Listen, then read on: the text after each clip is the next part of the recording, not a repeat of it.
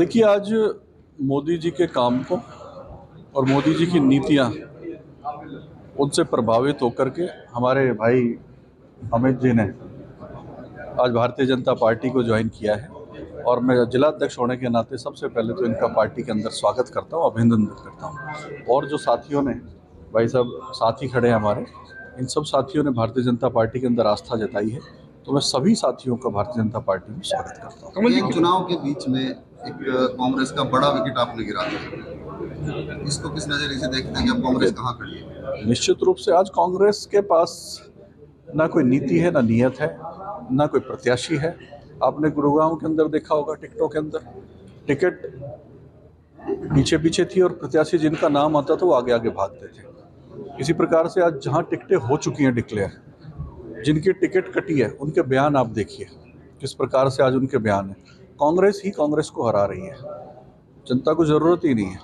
और देश के अंदर आज माहौल आप देखेंगे, देश का मूड बन चुका है। 400 बार सीटें भारतीय जनता पार्टी के गठबंधन के साथ में आ रही है और निश्चित रूप से हरियाणा के अंदर भी हम 10 की 10 लोकसभा सीटें। नमस्कार, मैं अनुज पांचाल, आप देख रहे हैं दैनिक सवेरा टीवी। लोकसभा इलेक्शन से पहले कांग्रेस के जो राष्ट्रीय प्रवक्ता है किसान मोर्चा के, उन्होंने आज कांग्रेस पार्टी को अलविदा कह के बीजेपी को ज्वाइन कर लिया है। ज़्यादा जानकारी के लिए हमारे साथ है। सर, आज आप बीजेपी ज्वाइन किया, कैसा देखते हैं? नहीं, बहुत ही आज मैं अपने आप को बहुत हल्का महसूस कर रहा हूँ।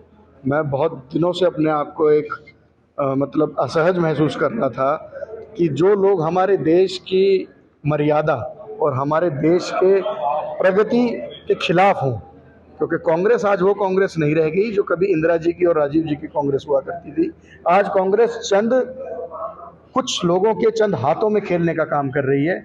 कुछ वामपंथी सोच के व्यक्ति इस सरकार को, इस कांग्रेस की पार्टी को चला रहे हैं। तो मुझे नहीं लगता कांग्रेस पार्टी में अब वो बात रह गई है।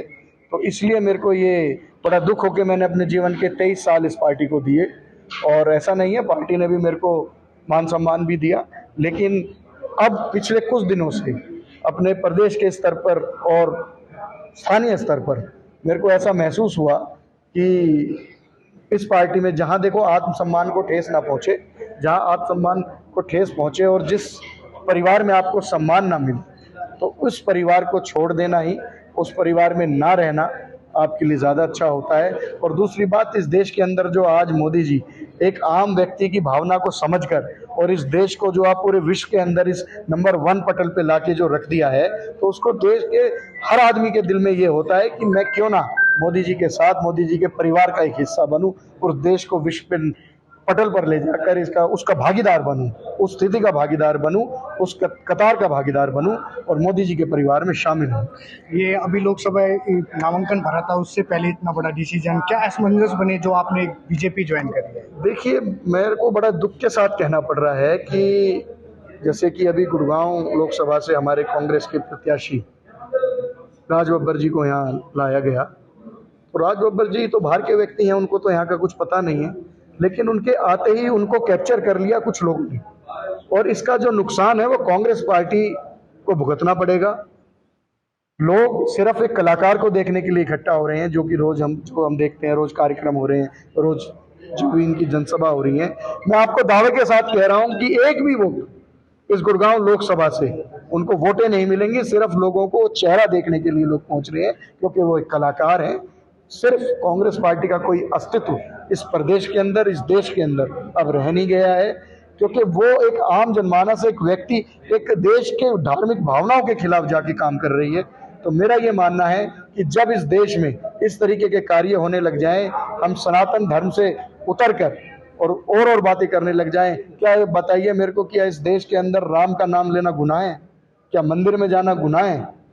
अगर ये गुनाह है तो ये गुनाह मैं बार बार करूंगा, 100 बार करूंगा और मोदी जी के परिवार के साथ जुड़ा रहूंगा। अमित जी, आप अभी बात कर रहे थे विजन की भी, क्या इतने सालों में आपको विजन दिखाई नहीं दिया? चुनावों के दौरान ही विजन दिखाई दिया बीजेपी पार्टी? नहीं, मैंने आपको अभी थोड़ी देर पहले कहा ना कि अब ये पार्टी वो पार्टी नहीं रह गई जो कभी राजीव जी की, इंदिरा जी की और पार्टी पे पुराने समय में रहा करती थी।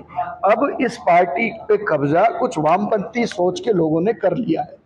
तो जहां इस तरीके की सोच हो जाए, जहां पार्टी का विजन ना रहे, जहां वो सभी लोगों को साथ लेके चलने का काम ना करे, तो आप बताइए उस पार्टी का क्या हश्र होगा? आप बताइए इस पार्टी का क्या हश्र होगा जो लोगों की जन भावनाओं के विरुद्ध जाके काम करे? बताइए। तो कितने कार्यकर्ताओं ने आपके साथ आज? मेरे बहुत से सैकड़ों साथियों के साथ हमने आज ये पार्टी ज्वाइन करी है। और आप आज देखना आने वाले समय में कांग्रेस के, मेरे को पता है कि हमारी रोज चर्चा हो रही है, पिछले काफ़ी दिनों से हो रहा है कि हमारे बहुत से साथी बहुत ही असहज महसूस कर रहे हैं इस पार्टी के अंदर, और आने वाले समय में हमारे बहुत से आपकी साथी बातों से छोड़ने का लगता है काम और भी कर रहे हैं। साथी- बिल्कुल, बहुत जल्द क्या कुछ है? आप नाम भी बता दीजिए। आपके सामने आएगा।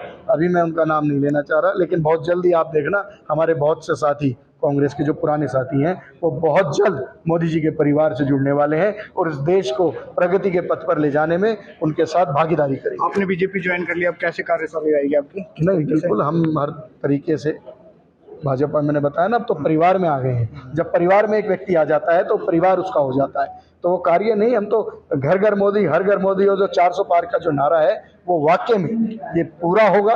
और ये कांग्रेस पार्टी को जो एक अभिमान हो चुका है कि हम देश की सबसे पुरानी है, अब वो पार्टी नहीं रह गई है, ना वो पुरानी रह गई ना वो बड़ी रह गई। उन्होंने सिर्फ कार्यकर्ताओं को अपने आप से दूर करने के अलावा और कोई कार्य नहीं किया। आज अपने कार्यकर्ताओं की अनदेखी करती है, अपने जो कार्यकर्ता उनके ज़मीनी स्तर पर जो काम करने वाले लोग हैं उनकी अनदेखी हो रही है, उनका दिल दुखाया जा रहा है। तो आप देखना आने वाले समय में बहुत से साथी हमारे 400 पार का नारा आपने बोला, अब के बाद 400 पार का नारा 100% मैं होगा। कह रहा हूँ इस प्रदेश और देश के अंदर मोदी जी की सरकार, बीजेपी की सरकार इस देश के और प्रदेश के अंदर बहुत ताकतवर तरीके से, और लोकसभा में 10 के 10 उम्मीदवार हमारे हरियाणा के, आप देखना 10 की 10 सीटें भाजपा की झोली में आएंगी। जी, ये हमारे साथ अमित भारद्वाज जी, जिन्होंने बताया अभी कि अभी कुछ और जो कांग्रेस के सदस्य है वो बीजेपी ज्वाइन करेंगे। ये बड़ी अपडेट अमित भारद्वाज जी ने गुरुग्राम से दैनिक सवेरा के लिए।